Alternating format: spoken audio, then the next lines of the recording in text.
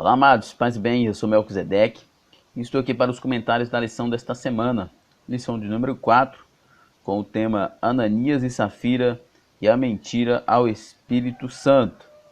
É a lição 4 da classe de jovens das lições bíblicas da editora CPAD. Nós iremos estudar então a história de Ananias e Safira. Lembrando que o ebdenfoco.com oferece para você um conteúdo gratuito, são as aulas em vídeo. Você tem as aulas tanto da classe de jovens quanto da classe de adultos, as aulas em áudio também, tanto da classe de jovem quanto da classe de adulto, e os subsídios em PDF, que tanto da classe de jovens quanto da classe de adultos. Esse conteúdo totalmente gratuito, você acessa www.ebdenfoco.com e você vai ter esse conteúdo para você ajudar na sua aula. Além do conteúdo gratuito, tem também o conteúdo para os assinantes, né? Você que é assinante dos slides da classe de jovens e também da classe de adultos, você tem aí um conteúdo especial para acompanhar você sempre em todos os trimestres. Você que é assinante da classe de adultos, você tem, além do curso de 4Cs, você tem também o curso de 1ª e 2ª Samuel. Você que é assinante do conteúdo da classe de jovens, você tem o curso de 4Cs, também tem o curso de Atos dos Apóstolos. Então é isso aí, acesse www.ebdenfoco.com e confira. O texto do dia se encontra em Atos capítulo 5, verso 3 e diz: Disse então Pedro, Ananias, por que encheu Satanás o teu coração, para que mentisse ao Espírito Santo e retivesses parte do preço da herdade?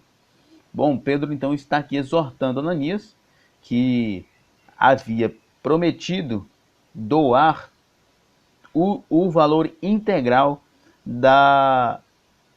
de uma propriedade que ele havia vendido junto com a sua esposa. Mas Satanás encheu o coração de Ananias de ganância e também de avareza. E por isso eles reteram parte do valor que foi vendido e apresentou aos apóstolos apenas uma parte desse valor e dizendo ser esta parte o valor integral.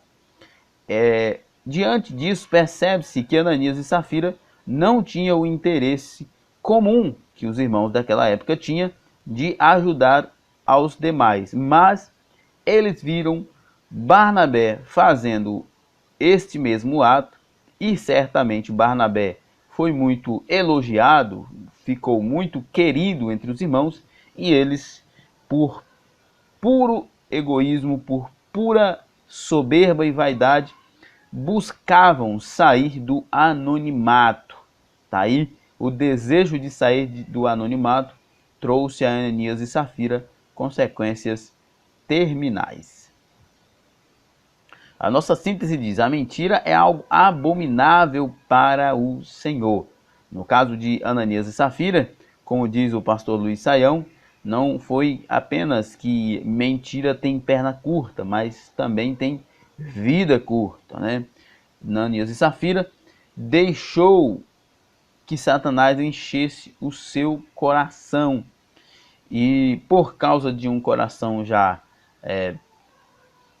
pendente, né, um coração já tendencioso, então Satanás achou ali um terreno fértil para lançar a sua semente, e então nasceu aquela semente, e o resultado foi que Ananias e Safira mentiu para o Espírito Santo, e o resultado dessa mentira acabou sendo a sua morte.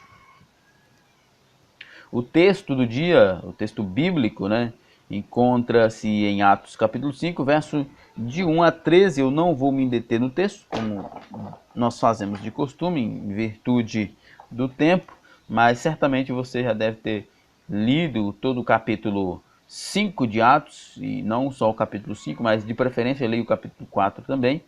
E também você deve estar acompanhando aí a aula do livro de Atos dos Apóstolos, que está no EBD em Foco. É só você acessar www.ebdenfoco.com e confira lá o curso sobre Atos dos Apóstolos, você terá mais informações sobre o conteúdo desse texto.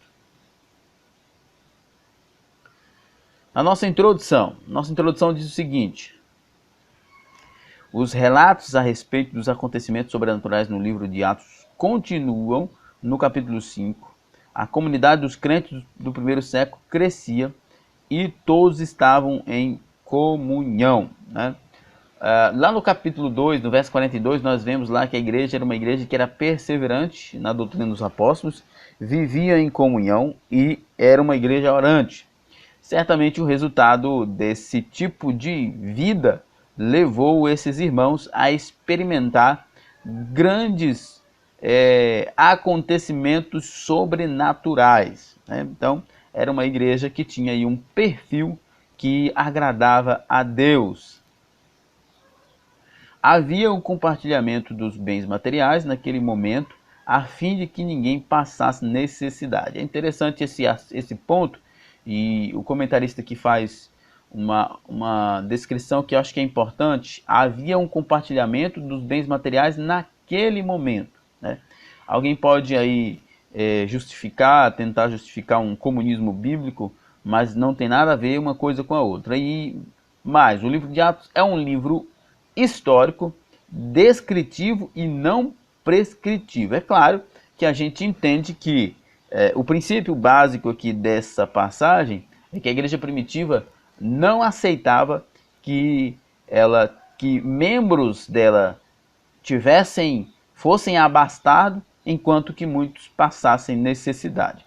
Não era que havia uma compulsoriedade, mas é que a igreja, pela vida que tinha, não admitia esse tipo de coisa. E os irmãos voluntariamente vendiam bens e doavam aos apóstolos para que os apóstolos ajudassem no sustento desses necessitados.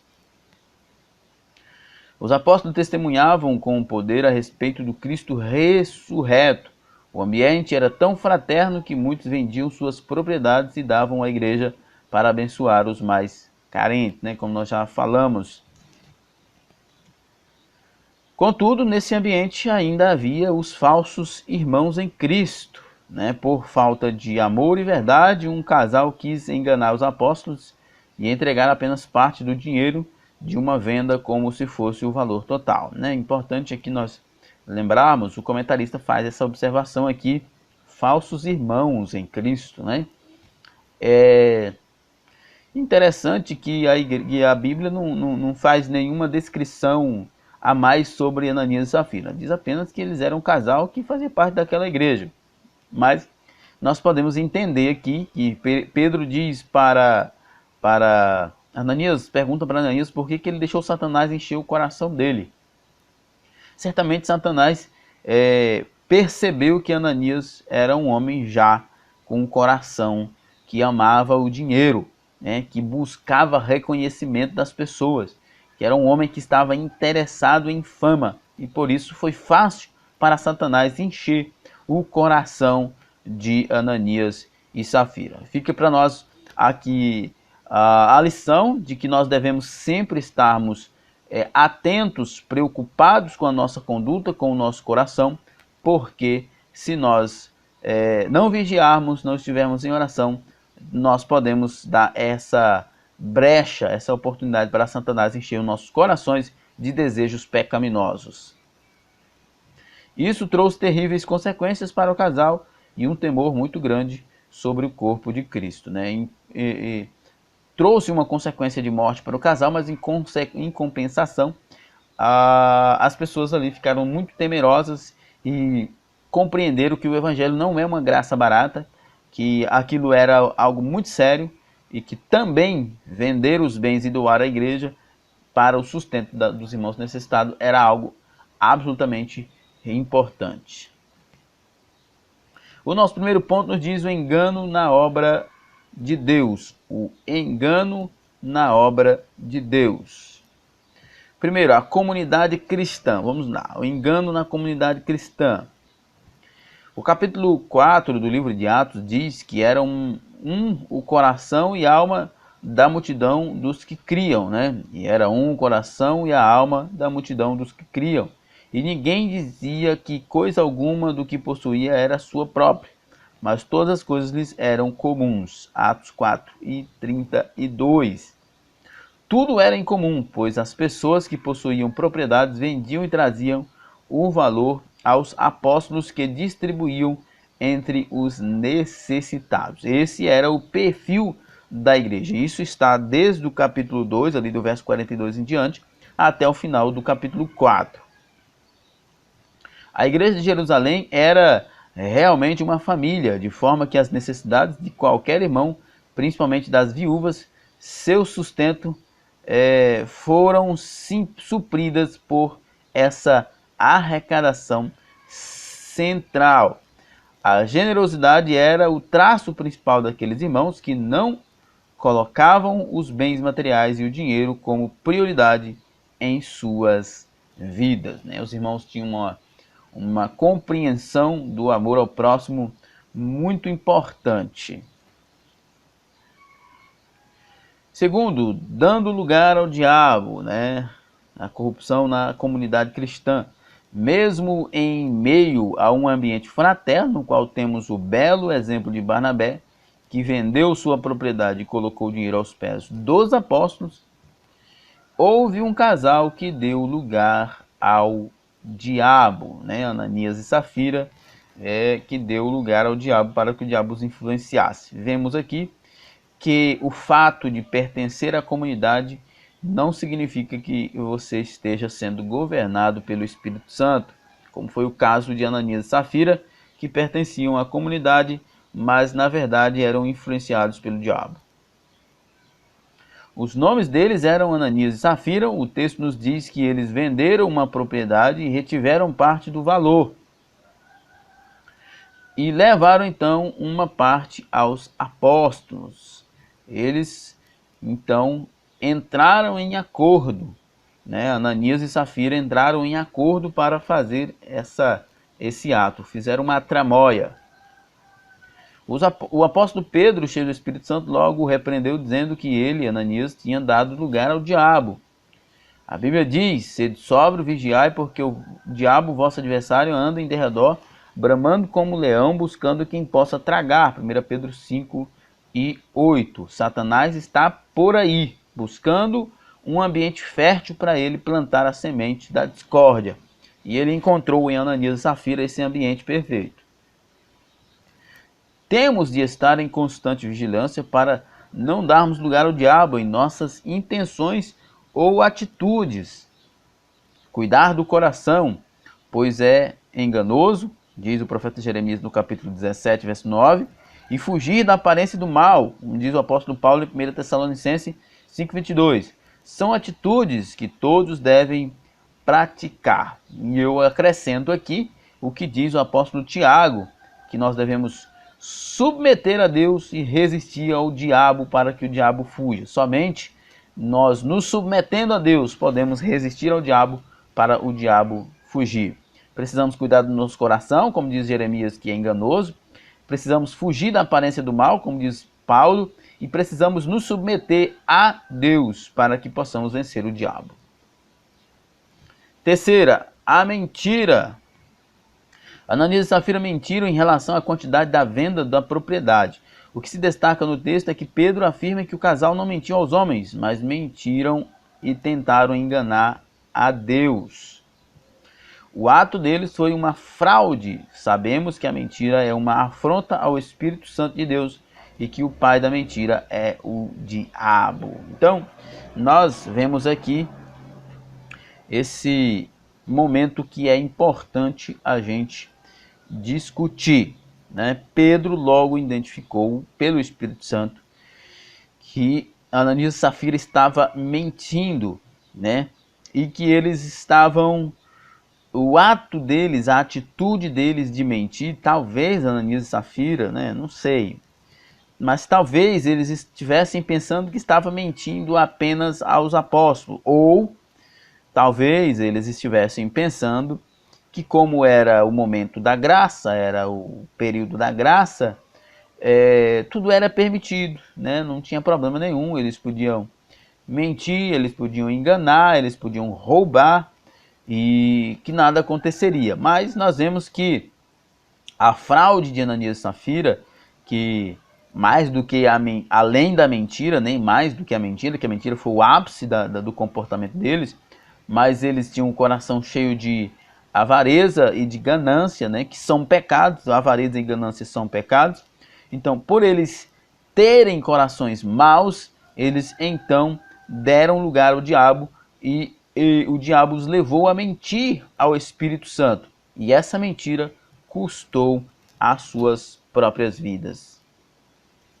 Apocalipse 22:15 diz, afirma que ficarão de fora os cães e os feiticeiros, e os que se prostituem, e os homicidas, e os idólatras, e qualquer que ama e comete a mentira, né? Não, mentiroso, às vezes a gente comete certas mentirinhas, né? Profere algumas mentirinhas e acha que isso é banal. Não, a mentira é sempre grave e nós devemos abandonar a mentira. Devemos orar a Deus para que Deus nos livre, nos liberte da mentira. Dizer que é crente e burlar contas, fraudar governo, empresas ou igreja é um ato abominável diante de Deus. Nós vivemos às vezes numa microética seletiva, né? A nossa microética, ela, além de ser micro, ela é seletiva, porque as pessoas dizem que a pessoa não pode vestir roupa tal, não pode cortar o cabelo, não pode falar palavrão, enfim, e realmente certas coisas não convêm ao cristão. Mas quando se fala de corrupção dentro da igreja em relação à politicagem, em relação a fraude mesmo na igreja, em relação a esse tipo de comportamento fora da igreja, às vezes a gente desconsidera, né? Como por exemplo aqui citado, burlar, fraudar o governo. Às vezes a gente coloca na nossa cabeça que o governo já rouba da gente, vamos roubar dele também. Mas uma coisa não justifica a outra, né? Temos que entender que o nosso compromisso de honestidade, de moralidade, é por causa de Jesus, é por causa da justiça de Cristo e não por causa da justiça dos homens. Nossa palavra deve ser sim, sim ou não, não. O que for fora isso é de procedência maligna. Ou seja, quando nós dissermos que é sim, devemos manter o sim. Quando nós dissermos que é não, devemos manter o não. A ideia do texto é que nós não devemos ser dúbios, né? Ou como diz no popular, duas caras. Nós não podemos negociar o nosso caráter, como diz Mateus 5:37. Segundo ponto, as consequências da fraude. As consequências do pecado da fraude foi que o casal morreu. Ananias e Safira mentiram em relação à quantia da venda da propriedade. O que se destaca no texto é que Pedro afirma que o casal não mentiu aos homens, mas mentiu e tentaram enganar a Deus. O ato deles foi uma fraude. Sabemos que a mentira é uma afronta ao Espírito Santo de Deus e que o pai da mentira é o diabo. A consequência da fraude foi o pior possível para o casal. Assim que Pedro repreendeu Ananias a respeito da mentira a Deus, ele caiu e morreu. 3 horas depois, sua esposa Safira aparece e Pedro a questionou, fez o mesmo questionamento, né, perguntando se era de fato aquele valor que Ananias havia falado. Ela respondeu que era sim, também mentiu. Assim sendo, a sentença de morte é pronunciada e ela da mesma forma caiu e morreu. Esse é o momento ápice daquele acontecimento, que é a morte tanto de Ananias quanto de Safira. E nós ficamos perguntando, né, por que Ananias e Safira morreu por causa de uma mentira. E hoje muitos crentes fazem coisas iguais ou até piores e continuam vivos. Nós precisamos pensar e levar em consideração que a única forma, que Deus não tem uma única forma de punição, né, de castigo. O apóstolo Paulo diz em Romanos capítulo 1 que uma das formas de castigo de Deus para o homem pecador é entregar o homem aos seus próprios desejos para que ele sofra as consequências do seu pecado. Nós não podemos dizer que Deus não esteja fazendo nada em relação a isso, porque o universo é muito amplo, é muito grande e nós não temos acesso a todas as circunstâncias. Mas nós podemos dizer que quem sonda os corações é Deus, não nós. Então, certamente, Deus está tratando dessas pessoas que estão mentindo, que estão roubando ao Senhor. A mentira sempre trará consequências terríveis, né? Pois, como diz o apóstolo Paulo em Romanos 6:23, o salário do pecado é a morte. Embora Deus perdoe aqueles que se arrependem de seus pecados, eles terão sempre que encarar as consequências, né? Como diz o apóstolo Paulo em Gálatas 6:7, tudo que um homem plantar, isso também colherá. Nós precisamos entender que o Evangelho não é uma graça barata. O Evangelho é algo sério e por isso Deus não se deixa escarnecer. O rei Davi, mesmo reconhecendo e recebendo o perdão do Senhor pelo seu adultério e homicídio, enfrentou duras consequências no meio de sua família, né? Deus disse para Davi que por causa do adultério dele ter tomado a mulher do amigo, matado o amigo, ele sofreria muito. Primeiro, o menino iria morrer. Segundo, o filho dele iria tomar as mulheres de Davi e se relacionar sexualmente com ela em plena luz do dia, com todo o povo sabendo. E adivinha só, né? Aconteceu exatamente isso. O seu filho Absalão fez justamente isso. As consequências veio uma grande vergonha, uma grande tragédia, um grande sofrimento. Deus havia perdoado Davi, mas Davi precisava saber, assim como Ananias e Safira ficou exemplo para a igreja, porque Ananias e Safira morreu, mas ele precisava saber que Deus não negocia com o pecado. Ananias e Safira não podiam pensar que eles podiam pecar e compensar o pecado ofertando. Davi tinha que entender que mesmo ele sendo rei, não era pelo fato dele ser o homem segundo o coração de Deus, que ele podia pecar e isso ficar da mesma forma. O pecado de Ananias e Safira, o pecado de Davi, o pecado de qualquer pessoa compromete não só o relacionamento deles com Deus, mas também o relacionamento da comunidade com os outros e com Deus. Por isso, a punição é tão severa. Temor entre o povo.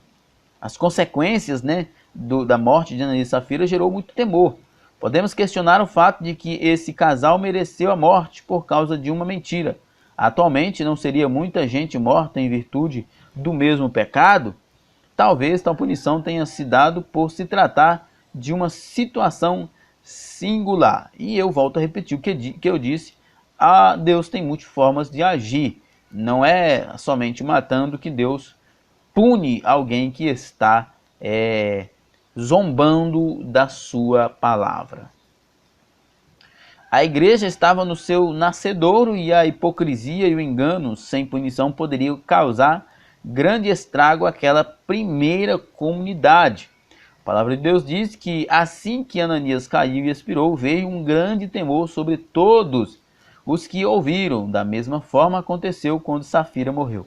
Mais uma prova de que a morte de Ananias e Safira foi mais do que uma punição para Ananias e Safira, né? Além da punição para Ananias e Safira, foi também como uma forma de barrar a promiscuidade, barrar a legalização do pecado em troca de ofertas dentro da igreja. Apesar de hoje nós vermos isso de forma tão corriqueira. Você conhece alguém que é corrupto, especialmente no meio político? Por exemplo, eu conheci e conheço políticos cristãos que ofertam quantias generosas nas igrejas e a gente sabe que essas quantias são frutos de corrupção. E eles fazem isso como se o fato de ofertar aquele dinheiro estaria sacralizando o meio em que ele conseguiu aquele dinheiro. Na verdade, o que nós vemos aqui com Ananias e Safira é que, além da punição pelo erro em si, havia uma lição a dar àquelas pessoas que estavam naquela jovem comunidade de que a graça não é barata. Na verdade, tudo isso deve ser levado muito a sério.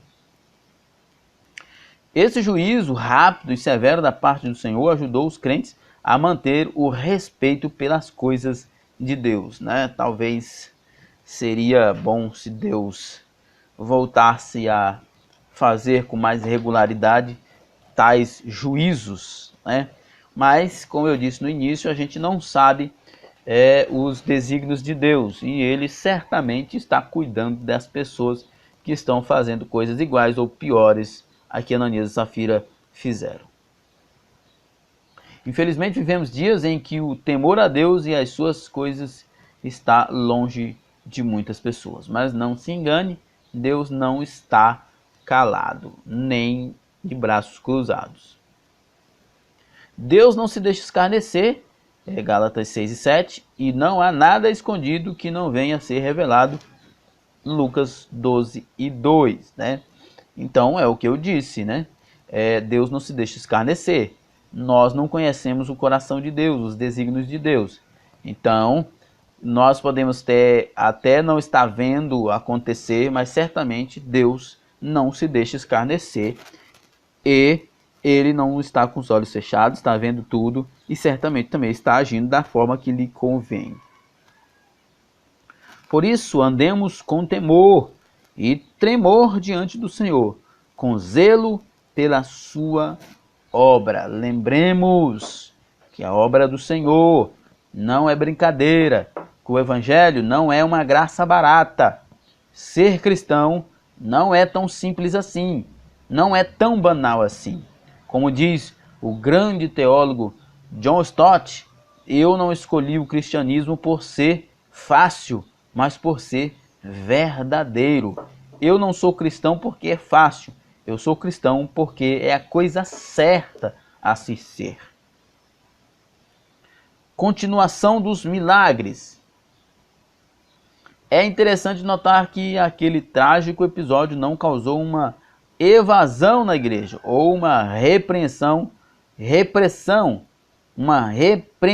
aos apóstolos de que estavam sendo duros demais com as pessoas da comunidade. Na verdade, o que aconteceu foi que afastou os interesseiros, né, os hipócritas, e ainda deu mais temor aos irmãos. Pelo contrário, logo após o triste episódio, podemos ver que muitos sinais e prodígios eram feitos pelas mãos dos apóstolos, né? Nós podemos ler aí o capítulo 5 e o verso 12, por exemplo, que diz: e muitos sinais e prodígios eram feitos entre o povo pelas mãos dos apóstolos, e estavam todos unanimemente no alpendre de Salomão, ou seja, no templo, reunidos para adorar.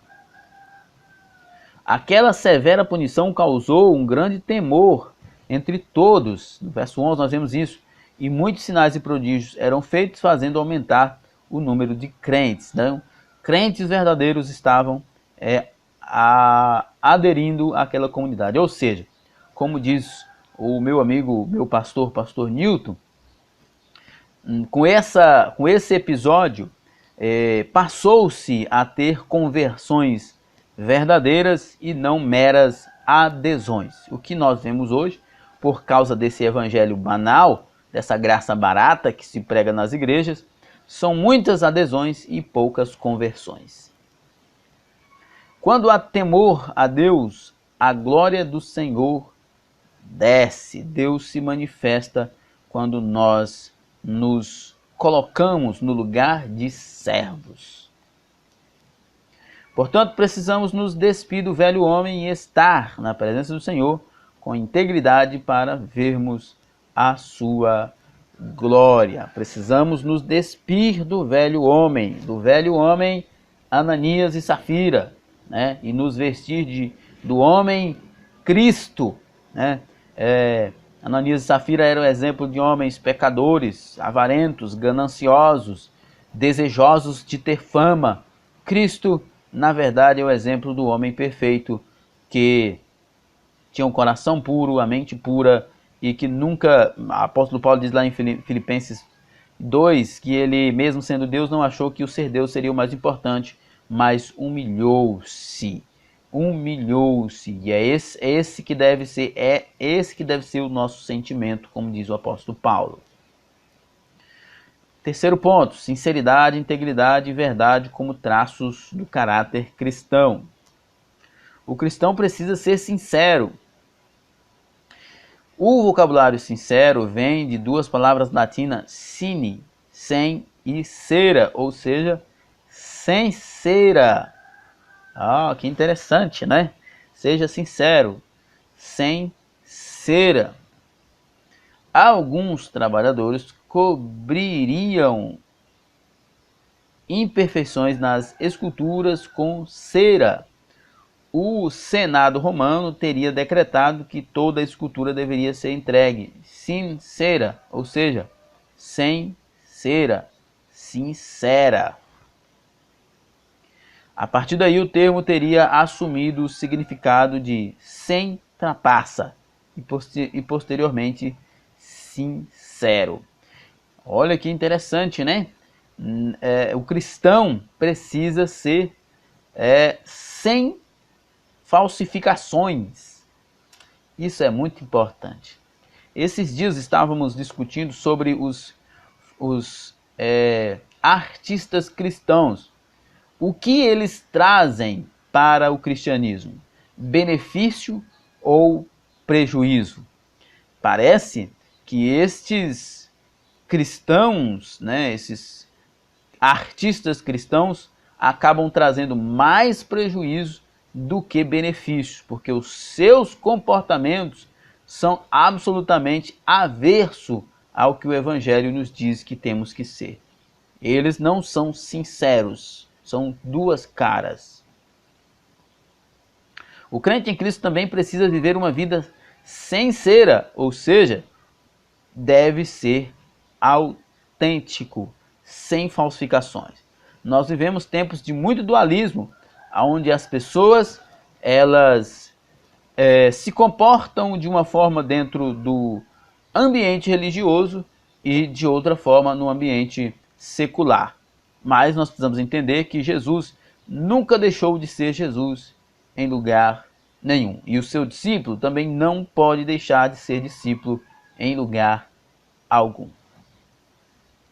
Muitos hoje em dia são como aquelas esculturas da Roma antiga, querem maquiar suas ações reprováveis, né? Querem compensar atitudes malignas com comportamentos esporádicos que aparentam bondade, mas essencialmente esses comportamentos que aparecem bondade são apenas ceras tentando tapar os buracos da vida normal dessas pessoas. Jesus disse que somos a luz do mundo, Mateus 5,14, e que nossas obras devem resplandecer para glorificar a Deus. Nós precisamos resplandecer para que o mundo possa ver as nossas obras e assim, ao ver as nossas obras sejam obras que glorifiquem a Deus. Se as nossas obras não glorificam a Deus, nós estamos prestando um desserviço ao Evangelho de Cristo. O oposto de sincero é falso, fingido, hipócrita. O crente não deve ser. Jesus chamou de hipócritas os mestres da lei e fariseus que exigiam das pessoas coisas que eles não conseguiam fazer. Além da vaidade exterior que se esforçavam em possuir, mas cujo interior era como um sepulcro. Os fariseus são os clássicos hipócritas porque eles viviam todo bem vestido, todo cheio de filactérios, e guardadores da lei, mas eram promíscuos, eram prostitutos, eram avarentos, soberbos, idólatras. Eles eram idólatras no sentido que adoravam mais a sua religiosidade do que a Deus. Eles exigiam das pessoas que cumpriam a lei, mas eles mesmos não cumpriam.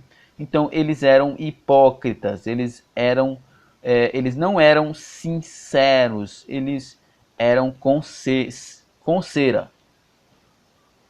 Integridade em todo o tempo.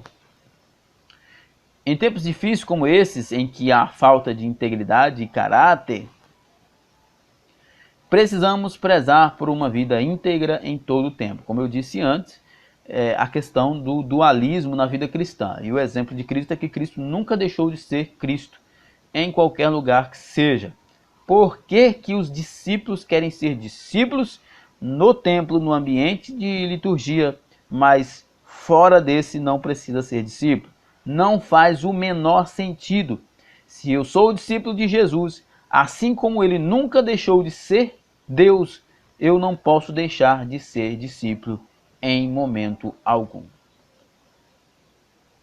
Sejamos como Daniel, cuja integridade e lealdade eram tão pungentes que os seus inimigos não encontravam nada de que pudessem acusá-lo. Daniel era o tipo de pessoa em que podia dizer que firmeza não se põe na mesa, né? Em relação às ofertas que foram dadas a Daniel ali sobre comida, especialmente sentar à mesa do rei, e ele negou. E como diz o pastor Luiz Saião, para Daniel firmeza não se põe na mesa, ou seja, ele não negocia a sua fé, ele não negocia o seu caráter, a sua integridade. A verdade acima de tudo. Jesus disse que conheceríamos a verdade e a verdade nos libertaria, está em João 8:32. Ele é a própria verdade. Se a verdade que nós conhecemos nos liberta, e Jesus é a própria verdade, então nós devemos nos dedicar em conhecer Jesus. Mais uma vez eu repito, olha só o exemplo de Jesus. Ele sempre foi Jesus, em todo lugar, em todo tempo, em tudo que fazia. E o cristão não pode deixar de ser cristão em hipótese alguma, em momento algum. Ele deve ser um cristão integral em todo o tempo. O mesmo apóstolo João, em suas cartas, escreve: meus filhinhos, não amemos de palavra nem de língua, mas por obra e verdade. O mundo está cheio, o meio cristão está recheado está saturado de retórica, mas pouco prático. Como diz Luquier, o cristianismo é muito um cristianismo do que pregamos e pouco do que fazemos, né? Mas a vida do cristão deve ser um exemplo de alguém que anda na verdade, mesmo que ela custe caro, como Daniel, que por andar na verdade de Deus, foi parar na cova dos leões. Contudo, o Senhor esteve ali com ele e guardou ele. Era mais importante falar a verdade do que ele estar ao lado da corte. Mesmo que custe o desprezo desse mundo que jaz no maligno, que aliás o desprezo do mundo é sempre importante, mesmo que custe o abandono dos amigos e a incompreensão da família, no entanto a verdade deve sempre ser seguida em amor. É claro que a verdade deve ser seguida em amor e não por opressão ou obsessão. Chegamos então à nossa conclusão, e a nossa conclusão diz o seguinte: em um mundo mergulhado na corrupção e no engano, Deus ainda nos chama para ser pessoas sinceras e íntegras, um exemplo de boas obras, e a fim de que ninguém tenha nenhum mal para dizer de nós. O triste episódio de Ananias e Safira nos traz importantes lições a respeito do amor e do andar em verdade. A mentira nunca é uma opção barata e fácil. O Evangelho não é uma graça barata. O Evangelho é sério. Deus não negocia com o pecado e não faz concessão a ele. Estamos chegando ao final então da nossa aula. Está aqui as perguntas, eu não vou me deter nelas. Lembrando apenas aqui os nossos recadinhos, né? Você pode adquirir este slide no ebdemfoco.com, acesse lá www.ebdemfoco.com e use ele da forma que você quiser na sua igreja, só não o pirateie. Então é isso aí, nosso muito obrigado. Fiquem com Deus. Até a próxima. Paz e bem a todos.